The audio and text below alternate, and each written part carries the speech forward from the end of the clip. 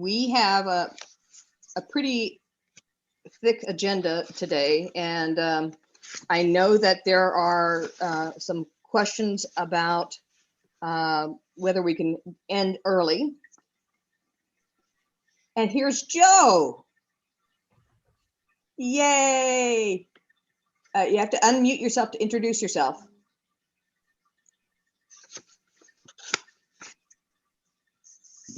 Okay, can you guys hear me now? We can hear you now. Sorry about that. I was clicking and reloading for the last 15 minutes. I've been trying to get in. It's been a nightmare. We've been having troubles Joe. ourselves. Go ahead and introduce yourself. Once again, I'm Joe. I'm a board member, chair of the Playground Project. Excellent. I think I know everybody. Well, maybe not one. There might be one person on this that I don't recognize. Deanne Wells is a new member of our neighborhood, and she's joined showed up just to see what we do and say hi. Oh, welcome. Deanne, what area of the neighborhood are you living in? We moved in on like 55th and Alameda, so we're right across from the parish. Mm-hmm. Nice. Sweet. Okay, we have on our agenda, first we have the revisions to the agenda and approval, and then we go into the minutes, treasury report, COVID expenses, CNN report, new business, totes for the newsletter deliverers, general membership meeting in October, a follow-up on that.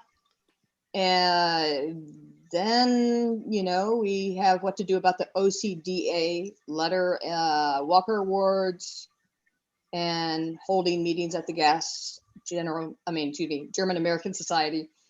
And then there's committee reports.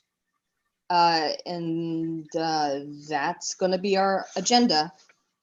I did hear that several people wanted to make this a short meeting, and I'm happy to do that as much as possible. I'm not sure what we can slim down on. So I'm open to suggestions. Let's adopt the revised. Go ahead, Terry. I was going to say, do we have to recap the last general meeting tonight, or can we do that next month? We don't have another general meeting for quite some time. Not till January. It's kind of good to have it fresh in your mind, though. That's the only thing. What if we just start and just maintain a nice crisp pace here and just go after it? Here. Okay. Do we have general agreement on that? Is that a yes? Yes, I agree. Sure. Okay, all right. Then we have minutes for September 1st. Has anyone and everyone seen the minutes?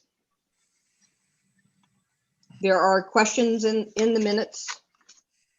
I can, so I'm updating the minutes based on Ed's comments. There was just some missing words, and I can send that over. Mostly I just had duplicate stuff in it.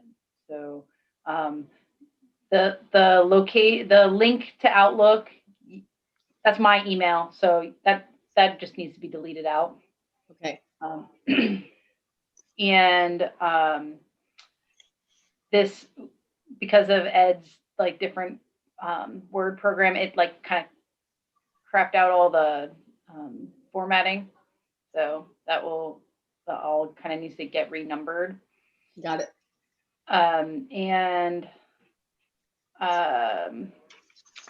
In, I don't know, the last paragraph before the bottom of this first page, there's like a missing words. There's right here, let's see. It's all, I don't know how to, I don't know how to like do it for you. I could share it, might be easier. Yeah, I think it said something like Barb Hamilton and then pursue that option. You can share now, Jen. Share it. Okay, so Let me just find this, share screen. Nope, just this one right here. So you can let me know when you can see that. I can see it. Okay, so this we're gonna mark out. I'll have to go fix this formatting. Pursue that option is fine. There was missing information. It just says it was difficult for people to recreate in their own property without being bothered by the noise. That was the gist of that. People couldn't hang out in their yard because it was too noisy. This is Ed. He responded by email to Jody. This is like duplicate line. So that just gets crossed out. Ed made the motion here. So, and then I had duplicated. Richard had a conflict. So I think I was just trying to work through some sentencing. And there's a missing Y here on delivery. Got it. And the first adjourn in line, Roman numeral 2 needs a U.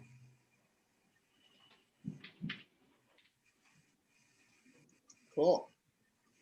I'd Okay, like to make a motion that we accept the minutes as amended. Second. got a motion and a second. Okay, all those in favor say aye. Aye. All those opposed, same sign. Okay, motion passed. All right. Next, we have treasury report and money received from CNN, I believe. We had $1,019 and I think 43 cents from CNN for additional COVID abatement. It was a surprise. It came in without any indication that we needed to account for what we used the money for. We also sold two books to a lady up in Washington and her sister, and got 45 cents worth of interest. Whew. No expenses for the month. Yay! Always like that. Okay. Sweet. Good. You done, Richard? Yes, I am. All right. Okay. Thank you, Richard. Welcome. Now we've got the Central Northeast Neighbors Report. And Jay, you're our representative. Yeah, the last CNN meeting was October 7. There's another one tomorrow that Joe's agreed to cover. I have other conflicts. The meeting last month was quite short, actually, and highlighted an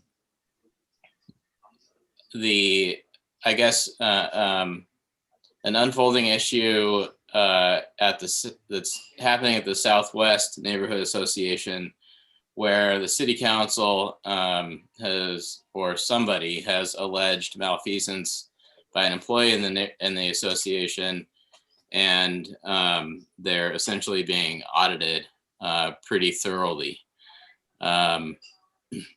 I don't really have any more about that. I don't know what the follow-up is. It sounded somewhat political. Besides that, there's an issue back here in Central Northeast where Dignity Village, a new mobile home park has been proposed nearby. And the folks at Dignity Village are somewhat upset about that, and I guess their security and continued existence in that area. Where is this located? It was unclear to me where the mobile home park is being proposed, but it's nearby. Sorry. And it's called Dignity Village? No, Dignity Village is In the spot. Dignity Village is in CNN is sort of a guest. They're not a neighborhood association, obviously, but they do attend CNN meetings. And the mobile home park that is proposed is nearby, and apparently there will be a presentation on that in tomorrow's meeting. So perhaps Joe will have more to report next month. There was a discussion about changing neighborhood association bylaws to allow Zoom meetings. I'm not sure if I know right when this started back in March or April, we sort of looked at that, and I can't remember, Tamara, maybe you do what we thought about our bylaws, but Grant is apparently changing theirs to allow these meetings. And finally, we are again trying to apparently partner up with Hollywood Neighborhood Association to sponsor concerts in the park this summer. Okay. Which is one of the topics for our conversation here. Deanne, for your information, CNN is Central Northeast Neighbors. It's an umbrella organization for a lot of, I don't know how many neighborhood associations, and we are one of them. I think there are 8 now with Grant. Not sure. Grant Park. Grant Park. Can I go back to Richard's treasury report? That $1,021 is a pretty good sum of money with no definition. Richard, can you go back to Rhonda and Allison and get some details on that? Do we have to find COVID uses? What qualifies as a COVID? It was sent to us with no attachments as far as what it needed to be used for. And I think if we ask for forgiveness, right, rather than asking for permission now. I might suggest, sorry, Ed, go ahead. No, I was just going to say, Richard, that's what I was saying. Can you go back to them and get some details? I'm not really interested in doing that, Ed, because I'm afraid of what they might say, that we might have to find a project for it, and they would like their money back. So they gave us the money, nothing attached to it, no indication on what it needed to be done for. We need to say thank you and put it in our treasury. Well, I think it implied COVID relief. That was the framing of it. So it mentioned that on the sub. Yeah, okay, well, I'll ask them then, because I'm not comfortable accepting money and it has a suggested use. And then, not knowing what the criteria are for that. Jay, did you have something to add? Yes, the CNN meeting is tomorrow. As I mentioned before, I won't be able to attend, but Joe will be there. So perhaps we could get a report back from Joe at that meeting, or after that meeting, I should say. And I don't know if we want to give him some direction in terms of. I can share with him what we got. Yeah. If that's okay with Joe. All right. Joe, shake head. Yes, no, maybe. Well, what I was going to say is, there's 2 voices going on. One is here, hey, find out how to use it. And then the other voice from our treasurer is saying, don't say anything. So do you want me to go in the meeting and proactively ask, hey, we got this money, we were curious how to use it? Or just sit there silently until they tell me how to use it? It sounds like Ed's going to go for that. If you don't do it, he's going to do it. Yeah, Joe, if you would please do that. I'm happy to do it. Let us know. I think it's very prudent to find out because of audits happening. And I don't want us to get caught going sideways with funding that we receive. Okay, I'll figure it out and I'll loop back with y'all in an email. Just a question here. Is there any thought that it's part of it could be considered a reimbursement for the 500 that we gave to the food bank? You could speculate, Terry. Let's have Joe ask the question tomorrow at the meeting and talk to people who can make or can provide information rather than speculate. Richard, would you mind just dropping me a quick email with the exact language that came with the money? I will do that. Thank you, sir. Okay.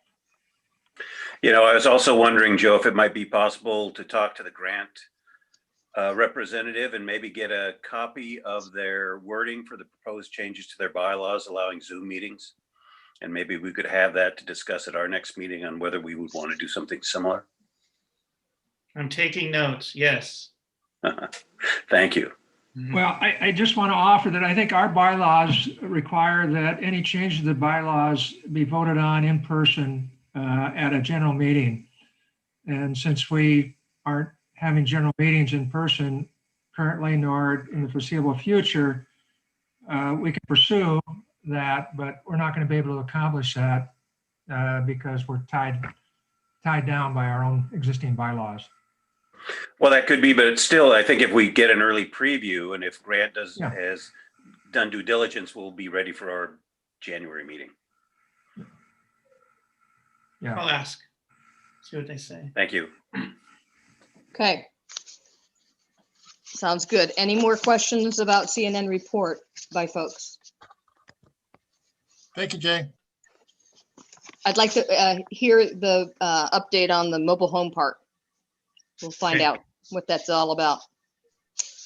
Okay, we have new business at this point, 7:25, and we're right on target.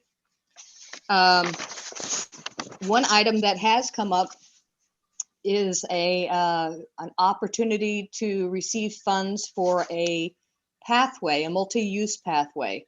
And I submitted a letter of interest to the powers that be, and it was actually ODOT, Oregon Department of Transportation, that is issuing the funding. And the letter I got back was giving me a information about grant money for the bike rail. And this is all pertaining to the proposed pathway on 62nd for the bikeway. We've been, over the past 6 months, we've been dealing with PBOT wanting to put the bikeway for the 60s area. They have one in the 50s, they have one in the 60s, they have one in the 70s, and going north and south.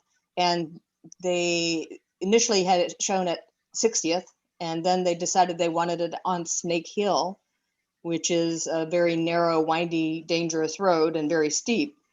And the neighborhood came out in opposition to Snake Hill, both at the land use and at the board level. And the alternative that we talked about, and Ed had done quite a bit of research on this, was to actually have a multi-use path that extended from 62nd, which parallels Rose City Park, and at the dead end of that, going over to the steps, which are at the base of Alameda Hill there at Sacramento. So the steps are on the north side of the Rose City Park. And at that point, I proposed to have a bike rail that goes up that we would sponsor as a neighborhood to get that built. And I found out from them that we need a lot more money to make this happen because they are only providing 30% or something like that. So there is that. And so I will write up an explanation in an email to everyone and say this is where we're at, and find out if there is actually interest to pursue this. And it may be one where we collaborate with Madison South in making this work, because we're actually bridging between the lower neighborhood area and the upper neighborhood area. And the lower neighborhood area has a lot more of people of lesser means because of the apartment complexes in that area versus on top of the ridge where the more pricey homes are. But in order to get to the commercial area, you have to go north towards Sandy Boulevard. So it would make more access for folks going north and south. Just an idea. Two things. We're actually looking at Roseway too, aren't we? Because isn't Roseway above the golf course? 60, so the east side of 65th above the golf course, is that not Roseway? I get lost. And Roseway around Gregory Heights School is not a rich area. Okay. So we might talk to Roseway. And the second thing that I was thinking about, because I know we've made a motion on this, is, you know, we may have to do this a piece at a time. Mm-hmm. The bike ped multi-use path as one part, and the bike rail as maybe a second part. You know, do it a piece at a time. If you get the path in, it makes more sense to then put a bike rail in. Yeah, but in order to fund the bike rail, they want to make sure that it's going to be something that will be complete. Yeah, but what I'm saying is if we put the path in, mm-hmm.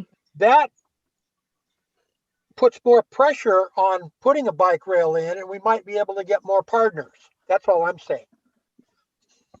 Is this Parks that would manage this, Tamara? The rail? It would be on Parks property. Yes. Okay, because that just dealing with the playground stuff. If you need, I mean, funding for anything to do with parks, unless this is coming from PBOT, you said, or ODOT. ODOT.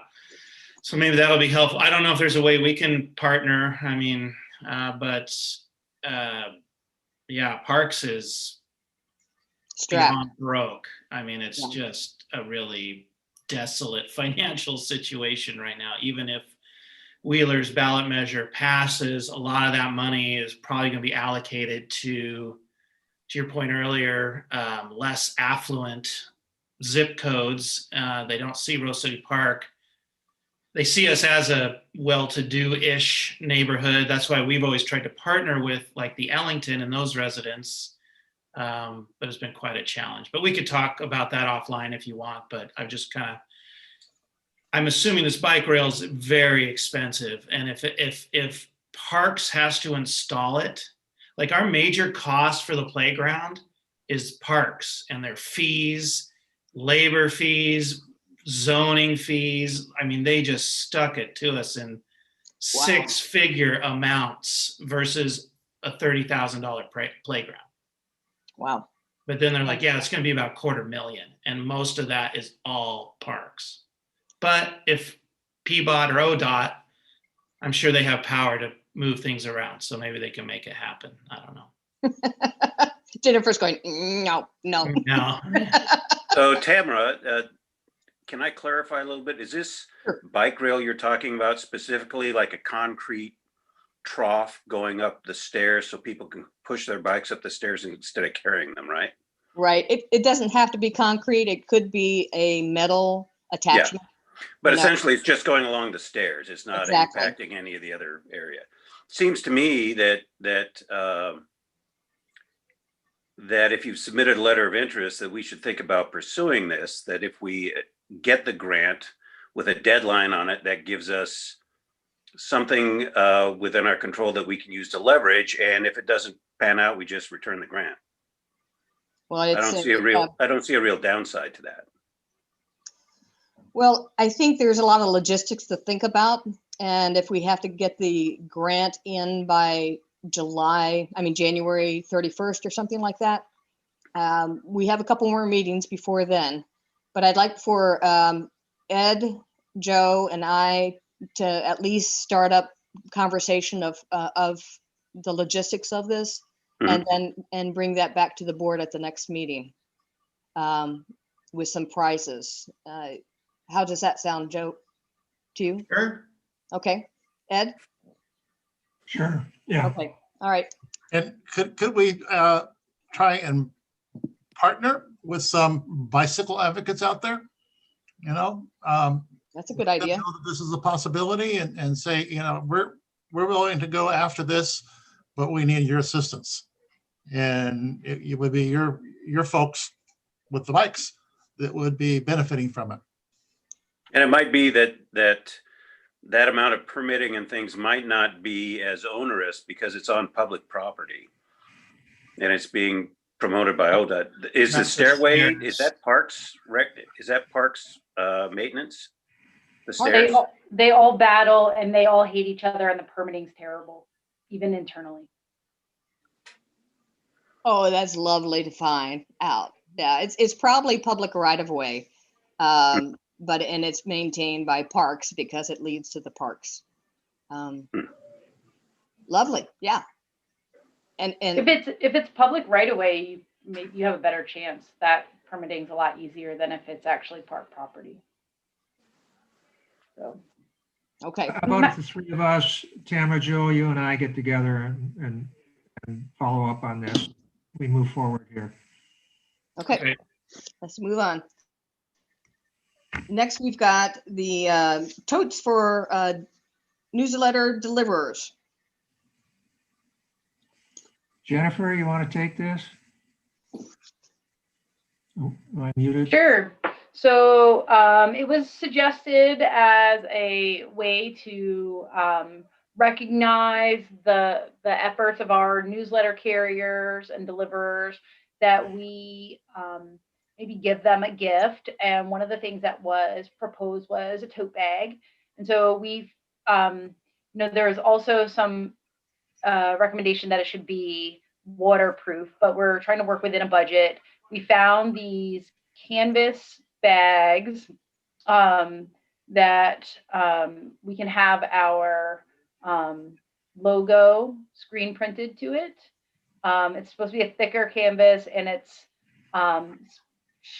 fairly strong, fairly sturdy. So these aren't your, grocery bags that you're getting from, Instacart. They are, I think, a little sturdier, more like a book bag or something. Supposedly it can carry like 3 bottles of wine. So what we did is we kind of mocked up what this might look like with our black and white logo. The proposed price, if we ordered 100, there's about 65 newsletter carriers. So you kind of can buy them in increments of 50. So if we bought 100 of them, comes out to $234 with the setup charge. And then we were able to find some promo codes that could reduce that by about $30 to $35. So this is kind of what it looks like. And we wanted to seek the board's approval for buying this recognition gift. Is it possible to get the logo? I assume this white square isn't how it'll look. It'll actually that is not how it will look. That is me trying to make a picture for you guys to visualize it. Well so done. if you scroll up, Ed, go up even more. So Gotcha. This is what it would look like if it was like our logo. So our logo is just a black vector. So that was my second question. Is it crazy expensive to get it in color? They don't have an offering to have it in color. I mean, you can have one color. Okay. It shows the writing in red. You could do the writing in red. So you could do the logo in red. You could do the straps red, black, green, or blue, and the print in red, black, green, blue, yellow, magenta. But you're limited to one color, are you not? One color. Yeah, because 2 colors would cost you more. Anytime you go with multi-colors on any kind of screen printing, it's costing you more. I think it pretty much doubles it. I mean, and you can't get it on this one. So we thought this was affordable, considering that we don't have any fundraising activities happening in 2020. This basically could be covered by a community partner contribution, and it's a nice gesture. We really were trying not to overthink it too much. And then there are discounts available, so it wouldn't be the prices we're looking at here. We would not have the setup fee, and there was a slight discount on the quantity. So it would end up being about just short of 200. Sounds good. I move to One question. that we approve this. I'll can go ahead. second it. I'll second it. Question, I have a question for clarification. Are we interested in seeing what it looks like in red? Could you click on the one further up that is red print? This is a Word document, so. Oh, it's a Word document. Ed, if you scroll up, I put the link in here. You can Did just ya? click on that. Yeah, I've got, yeah, I think, You want red trees? I don't know, or green. You could do green. Well, it is Rose City Park. I think red would be appropriate. That's kind The of why I rose. chose the red handles. And Yeah. Oh, you're the talking about black the like handle those. or just the print? You can do both, right? Yes. Yeah, you could go black logo with red handle, or vice versa, or same color, right? I think it's important not to overthink this. Too late. Second Too that. late. Well, Already there. here's your You know- imprint colors. Your imprint colors are here. Oh, it's not showing, Ed. No. You're only sharing your tab, not your whole screen. I'm only showing what? Go to view options and pick screen instead of tab or whatever, or window. Oh, Share and unshare. Yeah. We're next. Yeah. yeah,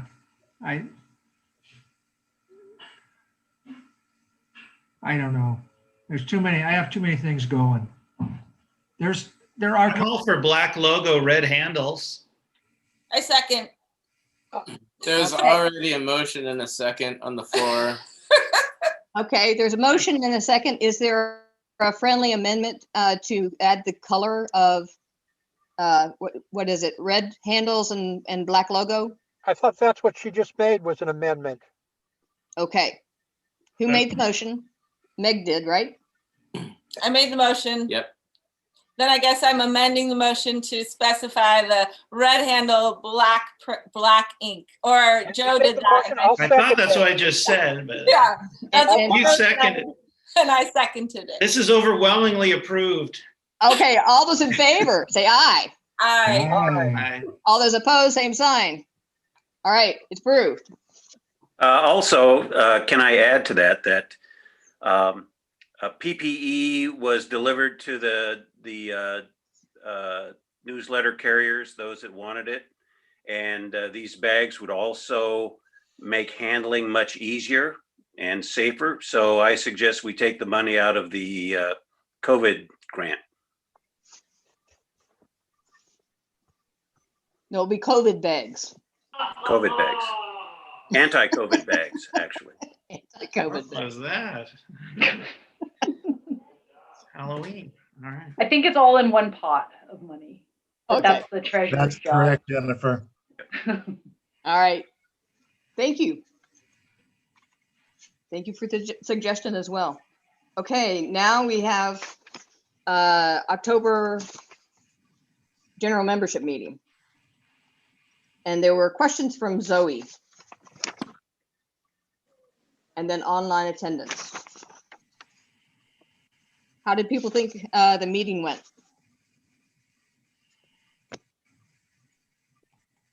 Boy, rowdy group here. That's the quietest I've ever heard this group. Well, I'll throw I out can't my, comment because I wasn't there. I'll throw out my preference. I had to leave the meeting about 15 minutes earlier because the battery was going bad on my other computer. This computer has about 4 hours worth of battery, so I shouldn't have that problem, at least while it's new. Well, your comment? I would have preferred a little more time with the candidates than having Michael Denbrough there. Not that I have anything against Michael Denbrough as far as being there or anything like that, but it just seems like we try to cram too much into an agenda sometimes. So that's just my personal comment. You know, we could have had another couple of questions for each of the candidates. I think Jennifer's noted that already. Okay, Okay, Yes. anyone else? Jeff? I didn't attend the meeting, I'm sorry. Ah, there you go. All I missed it as well. Apologies. right. Too. It just happened. What do So you think? I think on the Zoom broadcast, we probably peaked out at about 23 people. And then I looked at the YouTube video and it appeared that there were 10 or so people who viewed the recording afterwards. So, you know, we were in a ballpark of 25, 30 people. And That's our, not bad considering we're doing this on Zoom. yeah, in our in-person meetings, we're usually around 60 to 75. So Yeah. not bad in that respect. And I think our numbers were up because of the newsletter being handed out. That would be my take. That makes Oh, sense. yeah. I've got to imagine the physical newsletter is far more effective than the digital one at this point. I just don't think people think of or know to go find the digital newsletter unless they had a more direct way of, emailing it to them. Right. Okay, anything else? That's just kind of an auxiliary feature, Joe. Here's questions from Zoe. If I want to scan them real quick. I think maybe these were questions she wanted us to ask the candidates. So Yeah, that's what they look pass like. over, is this relevant or should we just move on? Nope, it's not relevant. yeah, well, the questions were drawn anyway, weren't they? They were put in a hat Yeah. and drawn. We just didn't see these.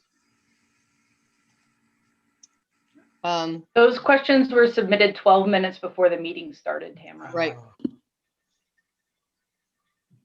Okay, I next on didn't the see them, I'm agenda. sorry. But these might be good goals for us to consider,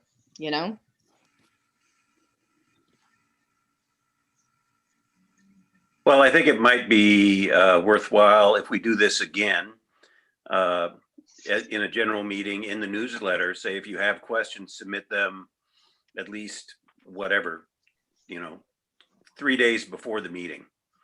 We did, So we don't have to Don. worry about things coming in 12 minutes before the beginning of the meeting and how to resolve those issues. Don, the notice, it was noted in an email on the website on Nextdoor. There was the Friday before was the deadline to submit questions. Okay, well then it sounds like these questions, even though they're fine questions, it's kind of moot right now. Right. One thing we might think about for a future meeting is having the winners come back. The people that got that won the election to come back, and we can have some of these questions and maybe more to ask them. Okay, it's a good idea for considering the next meeting, and that's going to be in January, by the way. Okay. So no December meeting? Oh, you're talking general. General membership meeting. General membership meeting, yeah. Is in January. So we'll talk about general membership meeting in December, actually. So what do we do about the OCDA letter? Translate, please. Okay, we had the overhead, Okay. the noise, Approach. and there was the talk that Meg and I would do a survey. And I didn't have time to do a survey, and Meg said she would do the survey, and then she didn't get around to doing the survey. And so I'm not sure what to do about that because I'm still busy. And now she's back at work and she's busy. Are they still flying their whatevers, their sorties or whatever? I'm sure they are. Yeah, just a couple of days ago, there were several of them that buzzed over on the weekend. And add to that the federal surveillance planes, right? Yep. Not just the federal. Yes, I agree with you, Tamara. my bandwidth for making a survey right now is about like, how'd first quarter go for school? Okay, so there are ways that you can actually do a survey on Nextdoor, or if there's somebody who wants to try their hand at doing a survey on SurveyMonkey on this. I know that Ed distilled some of the topics into something that could be made into questions fairly quickly. I just don't have the time. I'm not retired. I'm trying really hard to keep my jobs going, and I got to get some more contracts in. So it's kind of where I'm at. I can take a crack at it. Maybe I'll work with Ed to get whatever questions, and I've seen those Nextdoor surveys. We can give it a go. Thank you. Okay. Is that good, Ed? Yeah, it's fine. I don't remember what I did, but I'll try and dig it out, Tam. If you have it handy, that would be great if you could share it. I will see what I've got. Okay. Is, Thank is you, it Joe. being the questions? I think I just kind of, what do you do when you, in grade school with a sentence, when you break it down? I sort of did that sort of thing. He did I'm an old man, I summary don't remember. sentences, bullets. Okay. I will see what I can do to find that. Gotta make myself a big note. Yay. Okay. Now what to do about the Walker Awards now that we've said we'll do the Walker Awards. We normally hand them out at the concert or you know, at a general membership meeting. The question is what to do with them now that we've identified who to get them.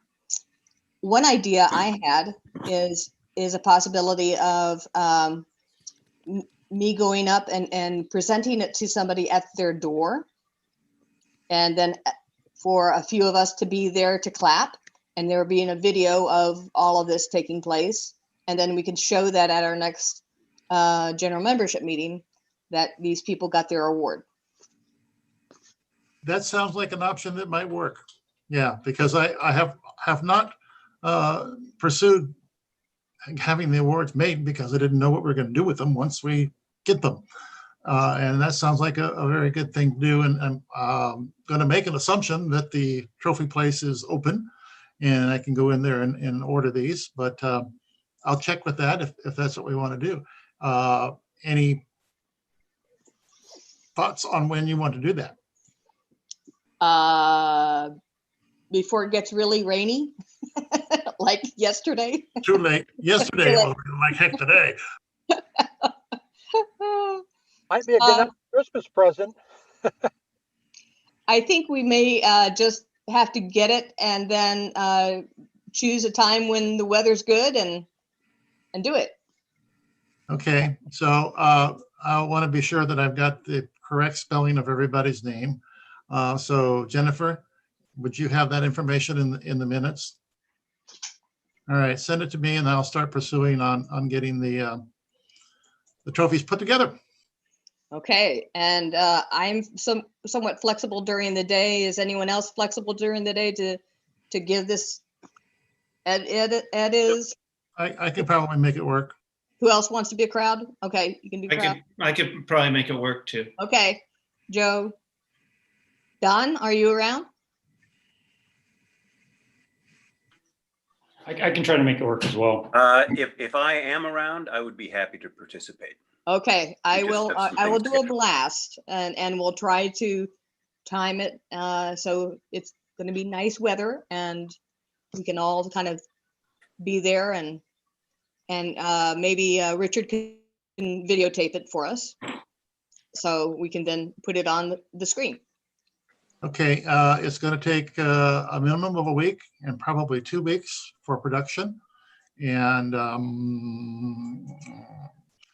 I will see if I can get down to them on Friday. I'm going to be taking some time off, so I might be able to get down to them on Friday when they're open. Okay, great. Thank you, Richard. Maybe we can just, Deanne, real quickly, these are annual awards, appreciation awards for members of the community who have made contributions And they're named after the founder, George and Esther Walker of the Neighborhood Association. And there's a little plaque that comes with it and $100 to the recipient. So that's what that's about. That's great. Do we need to make a motion on any of this, or we're I think just? we've already made the motion on it. It was just like, okay, we now know who they go to. How are we going to do it? How are we going to do it? Okay. Yep. Okay, and the next one is, do we hold meetings at the German American Society? So Margie reached out to me. I'll just share real quickly. Margie, I think during the summer or early summer, was diagnosed with an aggressive cancer. Subsequently, I reached out to her a little bit ago to see how she was. She's had surgery. She's undergoing radiation. She went back to work the day after the surgery. That's Margie. But she said she's feeling good. And she said they are November 1st, the German American Society was going to begin considering allowing meetings, small meetings in the building. She didn't specifically speak about the neighborhood association, but perhaps we should have a conversation if we would want to do that. And then if we do, we could approach her to see if it's feasible and make it easy on her. Talking about general or board meetings or both? Well, she was talking about 10 to 25 people, Terry, so. Because we could probably easily fit that as a board meeting and then Yes. have the YouTube going out to anybody else that wanted to see it. You know, the people that were there would have to give an advance notice they're going to be there, and we could keep it under that number probably fairly easy. Yeah, so a couple of thoughts I had, even without COVID, when we used the North Hall and we had the screen down, it was a challenge to be able to, unless you were sitting up close to the screen, it was challenging to be able to discern the images on the screen. And so I think from a health perspective and a social distancing perspective, we need to take that into account. If we're going to have the meetings there, it would seem to suggest that we kind of snuggle up so we can see the imagery. So I know that's the one downer that I can see. Yeah, I'm in remission from lymphoma, let's put it that way. And so I'm in the fragile category. I don't necessarily want to press my luck. And in fact, I don't do the grocery shopping anymore because of that.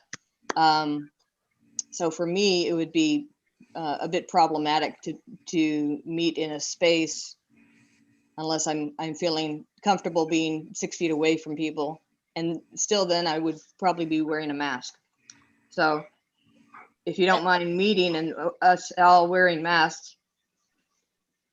I think masks would have to be mandatory. I'm not sure we get that much out of it. I think, Terry, like with your internet situation, we could probably help make something a little bit more comfortable happen for you so you don't have to sit in your car, especially with the winter coming.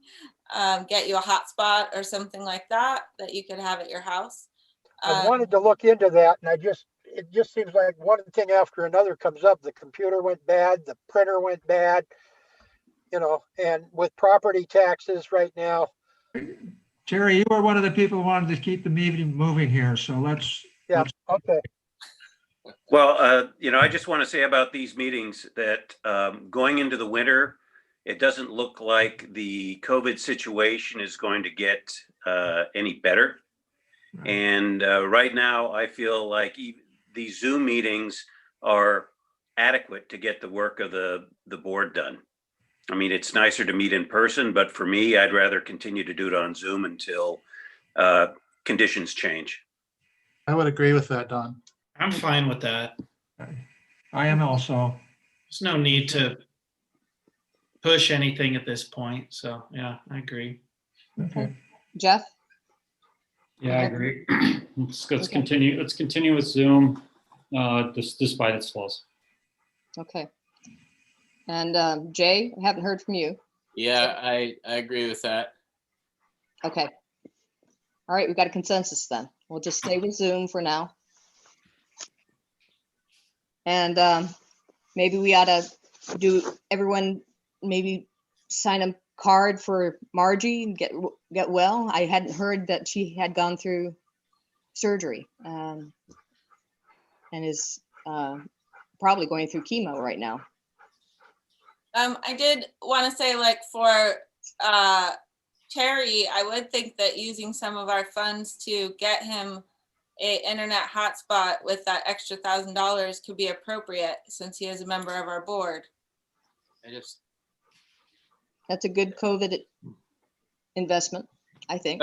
Yeah. And I think funding the Zoom spot through those funds is also appropriate, since that's why we're doing Zoom. I'll get back to you tomorrow. All right. Good. Okay. Now we got committee reports, communication. Ed, do you want to cover that? Yeah, so we met last night, just throwing a concert in the park. I think Jay mentioned it. Been talking to Joe, and she has LaRonda confirmed for the 18th. It's actually the 24th. This is a numerical typo. Norman Sylvester will be in Canada, in Vancouver, assuming he can get there on the 31st. Again, the whole concerts in the park is subject to the health status. I asked Joe to check in and see if LaRonda, if Norman, he'd be available on the 24th and LaRonda could do the 31st. She said she would. So that's where that's at. I'm applying for the parks permit. I have to have them by December 1st to lock in our spot. They just, I don't want to dwell on this, but the permit specialist wasn't sure. He thought there might be a $500 cap on donations. But we won't be able to discern that until, or determine that with the supervisor until after we submit our application. So our finances are, I think last year we got like $1,400 past the hat. Is that right, Richard? Nod your head. Wow. Yeah, we get, and do we have Yes, to be I'm sorry, I couldn't unmute myself there. Yeah, that's accurate. Okay. So anyway, more to come. Why would there be a cap on donations? Well, he just said he thought there might be. There was an item in there about the type of permit you were getting. And our events met every criteria for this particular category, except it said it wanted to know if you were collecting donations at the event. And I asked him, I said, what does that mean? He said, well, I'm not really sure, but it might mean there's a cap at $500. I said, could you find out? He said, well, submit the application and then I'll talk to my supervisor about it. So it wasn't a gratifying engagement there. No. But, should be in their rules. I mean, what's that? It should be in their rules. It's not really something that the supervisor gets to make up. Well, yeah, I know. Absolutely. I agree with you. If it's not parts. written down in rules and applicable to everyone, Yeah. then we don't have to enforce it. Okay. Spoken like All right, a lawyer there, Jay. So the biggest news is newsletter. We're having a change in personnel. Lynn is leaving the position, and we have a person who attended the general meeting, Linda Hoskin, who is a neighbor of mine. She's a retired vice president of IT with a Fortune 500 company in Florida, and she's got a little experience with publisher and newsletters, and she's willing to take a whack at it. So Great.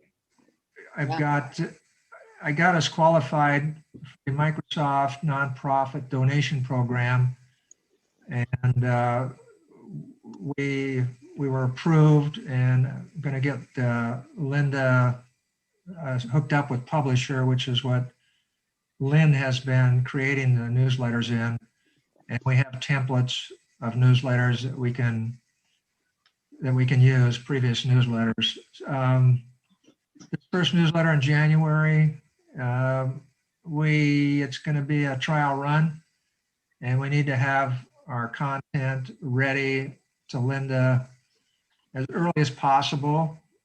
And it may not be immediate content time-wise, I mean, in terms of currency, but there's going to be a real learning curve here. So those of you who are doing reports, Kelly, you're not here, but thinking of you. So, and others. Tamara, your chair. Let's see. And I talked to the printer and got some information from him. We're working with Helene and him on schedule. Could you scroll that down so we can see the bottom of the page? I can do that. Thank you. I can't talk and scroll at the same time. So anyway, so this, I did talk to the printer. These are to do. Don, we were going to ask you to write an article about your new position with on the that board, and Jennifer was going to follow up on ads and community partners.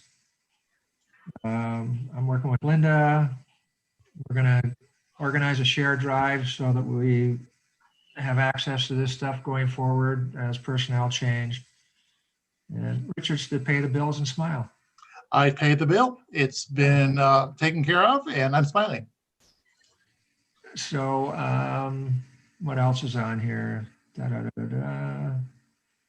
know if any of this is critical. We had a request from a neighbor. Those of you who have been around for a while, Fred Stovall was on the board for many years, and his son has a son who goes to Grant, and he is, I'm not sure if transgender. Regardless, he's going for the Girl Scout Gold Award, which Jennifer says is an exceedingly challenging award to accomplish, as she was a longtime Girl Scout.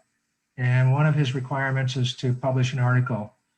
And so they reached out to us, and he's going to, the committee approved it readily. And so there'll be an article by Cameron Alto in that newsletter. It's a good article. I read it. Okay. Yeah. It was in your packet if you guys opened up your packets. So I think so. The newsletters, we've got some bumpy ground, and we just need people to get materials in early, and we'll see if we can pull it off. Jennifer, Richard, anything I missed? Nope, you covered it, Ed. I Thank think you. it's covered. Thank you. Ed, what Yeah. about photographs? I mean, you know, when we published a historical photograph in the newsletter and maybe put a little bit of a caption with it, it's drawn some interest. Terry, it's really good that you brought this up, because we didn't list it here, but we were thinking you could write a kind of a little short history article. We might not want to, well, with photographs, we could try it, but maybe have a little more body content in case we run into some problems getting the photograph on the first go around. Maybe have an article of some length that you submit on the history of the neighborhood.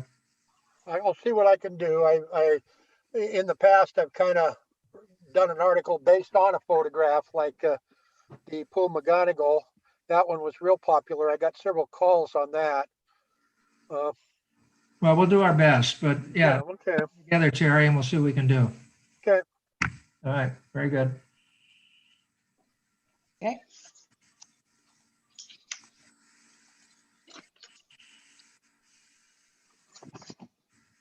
Okay, then it's Land Use and Transportation Committee. Since Kelly's not here, all I can say is Kelly was supposed to write a letter about getting us involved with the Hollywood Hub. And I don't know if he has actually submitted that letter of request. And the Hollywood developments are moving along. And I know that the ones up on Fremont are fairly active right now as far as construction is going. What was it? Hollywood what, Tamara? Hollywood Hub. Hub. At the transit center. Yeah. And I'll mention also that I asked of CNN and thanked, her name is escaping me, the Hollywood representative, Joe. Yep. For informing us, and I asked CNN to keep us informed. Thank you. The Hollywood Hub is the city, in their infinite wisdom, is looking at putting low-income housing where the transit center currently is, and putting housing in the circle and then in an L shape around the circle, basically taking away the beautiful wall they just dedicated. And the buses then would not have a loop to go through. They would then drive and have a lane to pull over off of Halsey and unload people.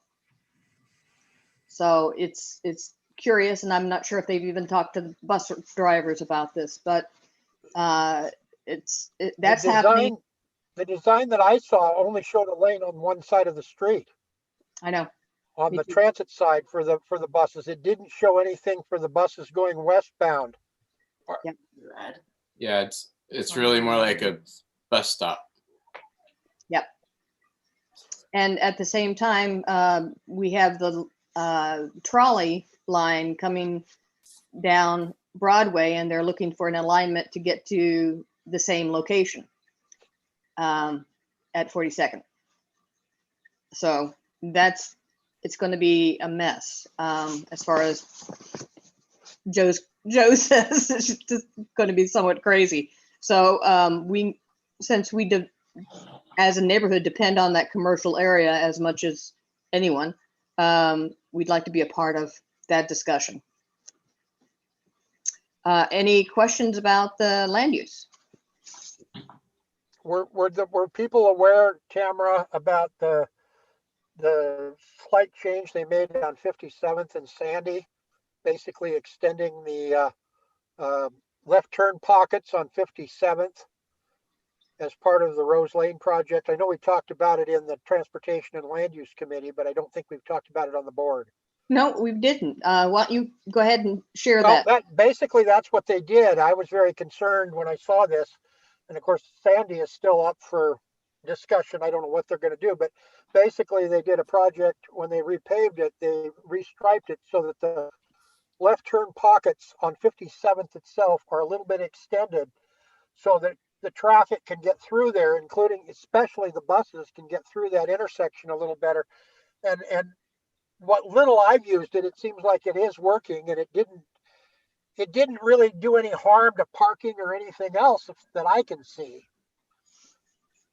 I went through there myself and I didn't see any problem at all. Yeah, I haven't seen any problem at all either. It's one of those projects that it happens and you really don't notice it, but maybe traffic flow is a little better. Some of the other projects they want to put in, well, there's a lot of questions. But anyway, it's completed now. And so I just wanted to throw that out. Okay. Thank you. We're down to events. Yeah, we talked a little bit about the concerts in the park. I talked to Joe. Historically, we've always relied on the income from the cleanup as a source of revenue for our concerts and other activities, and we didn't have it last year. And Metro doesn't appear, information doesn't appear they're going to fund those in the future. So we'll probably be spending down our reserves over time. And I talked to Joe about the fact that we've basically funded the concerts and then shared the hat, the donations to pass the hat, and that probably this year that all of that money, whatever we're allowed to collect and keep, will probably just go back in to offset our expenses. She seemed okay with that. So I understood that, that we're going to be diminishing our reserves. So anyway. Well, on that topic, is there any way that we can do a cleanup that could be cost effective and gain us some income? Huh? Yeah. Yeah, a lot of people, a lot of energy. Minimal return. Yeah, little return. The expenses for the drop boxes are enormous. And Rhonda was talking about it last year, but I don't know, Joe, maybe you can ask the question tomorrow night at the meeting, just, any news on the cleanups? Has Rhonda developed a plan? And another thing I'm thinking of, Joe, while we're talking about money, do they know when they're going to be making distribution to the neighborhood associations of grants? Because we usually get it in about this time of the year. And if you look at our budget, we've got nothing yet. So we're hoping to get something from them. But I remember last year that was, here's what we have. Keep your fingers crossed for next year. Well, it's looking like Mingus is leading in the polls, and he has campaigned on being a supporter of NA. So maybe if Mingus is elected, he will go back to a more, in terms of funding, business as usual, but we'll see. And I'll say that a few months ago, it was made clear that there would be no more funding for the pickups for neighborhood associations, that funding would go to other groups for their fundraising efforts. I thought some of the funding was coming from Metro. That was supposed to be for this year and it was canceled. Okay. And it was made clear when that happened, right, when was that? And whenever we were trying to figure out the whole COVID thing and whether we could still do cleanups, and it was just canceled and made clear that there would be no more funding under the current political climate. So Okay. maybe with today's results that might change, but we'll see. My understanding was originally, at least this past year, is if we collaborated with other nonprofits, a disadvantaged group, maybe, work with Head Start or some other group, that there might be a chance that we would get more assistance. Well, and last year there was a CNN grant. If you'll recall, there was all sorts of things that they allotted money to, but Cully actually put in a grant request for the cleanup and they got the money, which allowed them to they had the regular money and then they won a grant and allowed them to double up on bins or something. I don't know, Jay, you might remember that better than me, but I was at that particular meeting. So I don't know, maybe if the city allots the umbrella, the CNNs gives them money to do grants, we can write a grant for one. Oh, we lost. CNN's grant money was supposed to be a matching fund that was going to be funded by monies they saved from HR. They left the position open for several months, maybe almost the whole year, and saved some of their operating budget that way. I see. So that was kind of a one-time deal? Yeah. Okay, never mind. Okay. Safety Committee. Don, you have some news for us. Yeah, a couple of things. As a result of decisions made at the last meeting, we had received a message from a neighbor talking about increased traffic on 58th Avenue going north-south by people trying to avoid the 57th cluster that happens every afternoon, and asked if the neighborhood association could try to communicate to traffic enforcement or traffic enforcement for the city that it was a problem and request stop signs. So I drafted a letter for Tamara to submit as the chair to the Traffic Enforcement Division, and that was done. Also, as we decided to help support the deliverers of the newsletter by providing PPE to any and all who requested it, I coordinated with Jeanette she did a survey, got a request, and then I filled those requests, and she picked it up for distribution to the carriers before the last newsletter got out. So that was done.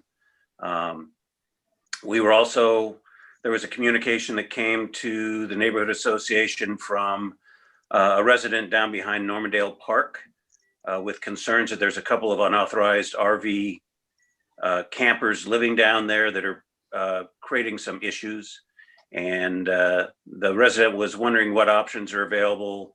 They didn't want to include law enforcement as their first option. So I did some research and provided some information to them regarding the various mechanisms that are available through the city and the county to register concerns. And then Tam got me another letter from somebody on next door with similar concerns. So I posted that to the neighborhood newsletter today. So all that's been done. Nice. Yeah, very nice. And then also I was offered and accepted a position on the the Police Bureau Advisory Committee, which is a committee that's been formed to advise the Police Bureau on budgetary concerns regarding community input and community priorities. So I accepted that, and we're involved with that as well. Good job.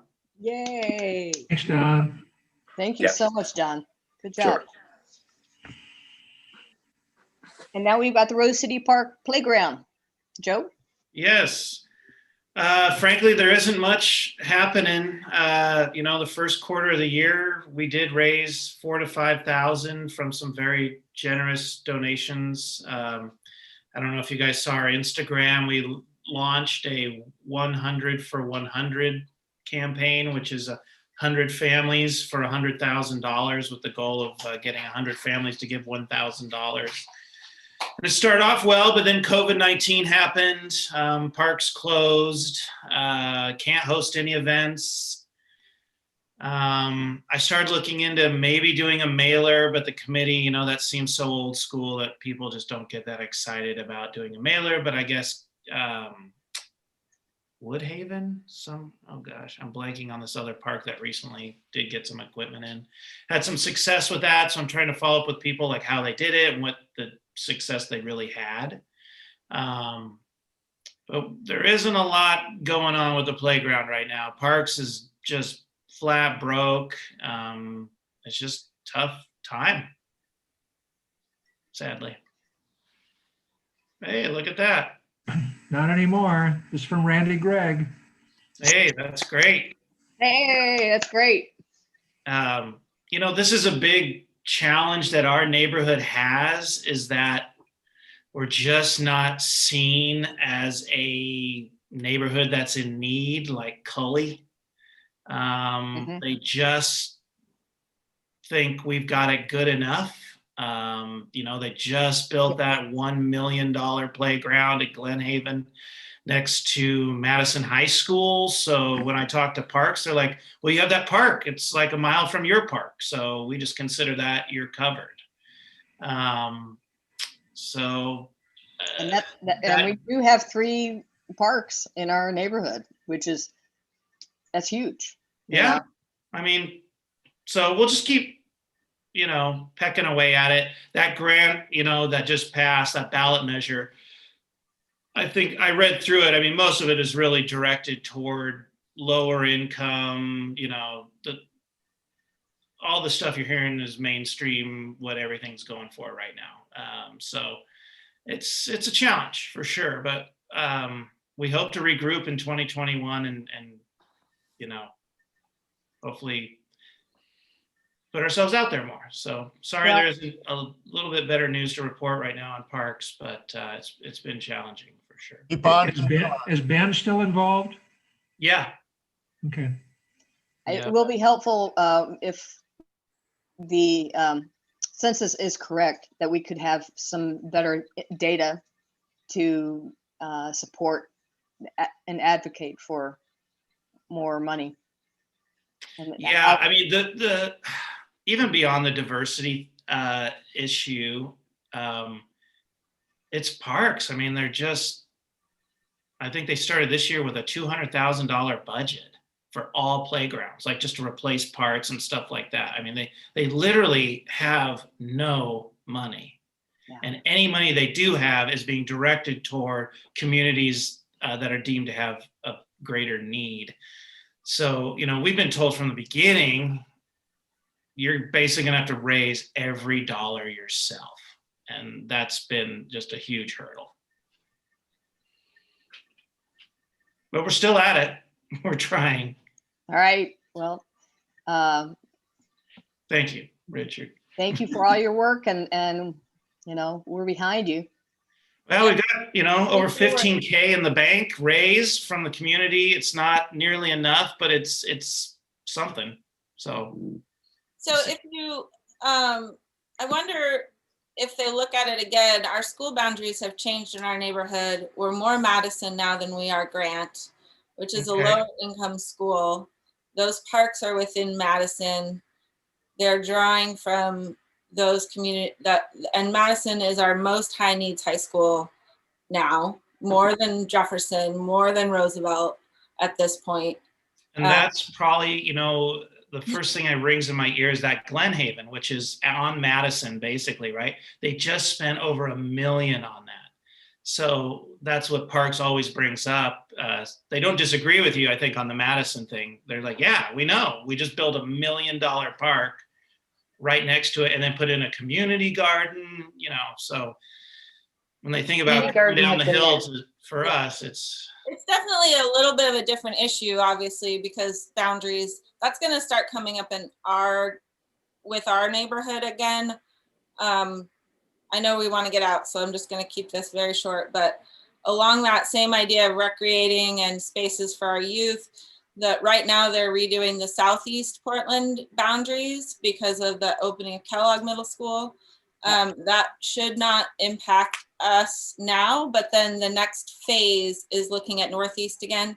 And one of the big issues with Madison, where a lot of our kids go or will go, is that right now it wraps around the east side of the city. And some of the kids that go there live 8-9 miles away from the school. And like we live 3/4 of a mile from each, Grant and Madison. So that's an issue with our livability in our neighborhood going forth, is how they're going to adjust those boundaries. And I'm not going to put myself into any camp right now, but just like we need to keep an eye on that as we're going in, because right now it's kind of insane the way that Madison boundary is drawn. You know, another thing to consider is what would be walkable.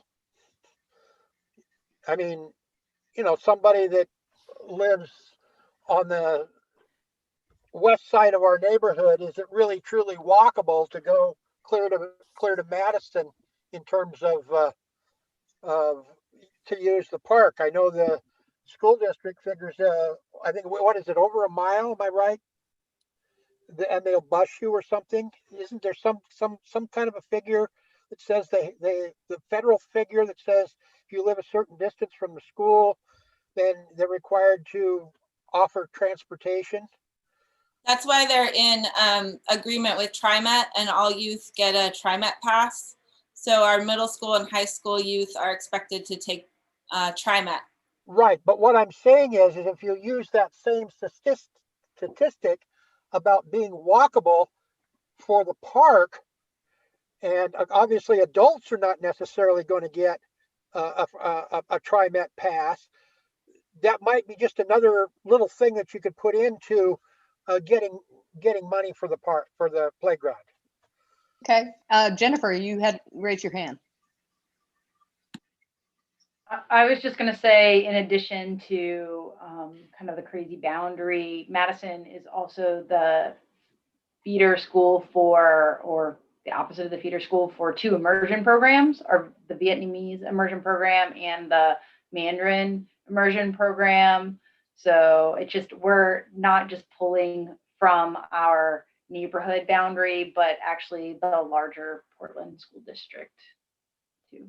So Good point. just the whole area, and that's two of our feeder elementary and middle schools also are that too. So it's not just serving our very local group, but this is also facilities that can be used by kids and programs like after school and weekends and things like that too. So there's and at 59th, Glenhaven Park is not walkable for my family. We drive there. Right. So. Right. Okay. All right, thank you. Okay, anything else for the good of the order? If not, I would entertain a motion to adjourn. So moved. Second. All those in favor, say aye. Aye. Aye. All right, thank you, everyone.